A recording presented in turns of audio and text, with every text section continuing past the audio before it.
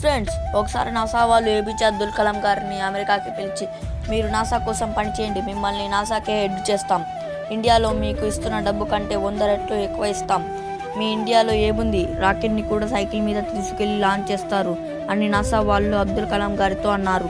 దానికి సమాధానం ఇస్తూ కలాం గారు, మీరు ఇచ్చే డబ్బుతో నేనేమి చేయను, నాకు ఈ లోకంలో ఎవరు లేరు, నా దేశం తప్ప, దాన్ని కూడా నా నుంచి దూరం చేయాలని చూస్తున్నారా, అది ఎప్పటికీ జరగదు అని ఆఫర్ని రిజెక్ట్ చేసి అమెరికా నుండి ఇండియాకి వచ్చేసి 22 మే 1989 అగ్ని మిసైల్ను విజయవంతంగా లాంచ్ చేసి ఇలా చెప్పారు.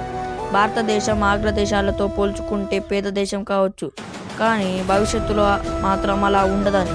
ఇలా తన జీవితాన్ని మొత్తం దేశం కోసం అంకితం చేసిన కలాం గారి ఆస్తి ఎంతో తెలుసా? 2500 పుస్తకాలు, 6 ప్యాంట్లు, 4 షర్ట్లు, 3 సూట్లు, ఒక పద్మశ్రీ అవార్డు, ఒక పద్మవిభూషణ్ అవార్డు, ఒక భారతరత్న, 16 డాక్టరేట్లు మరియు ఎటువంటి బ్యాంక్ బ్యాలెన్స్ లేదు. కనీసం టీవీ కూడా లేదు. చివరికి ఆయన ఉన్న ఇల్లు, ఆయన 8 సంవత్సరాలు పెన్షన్ని కూడా ఊరిలో ఉన్న పంచాయతీకి దానం చేశారు. అందుకేనేమో భారతదేశంలో ఆయన ఒక రియల్ లైఫ్ హీరోగా నిలిచారు.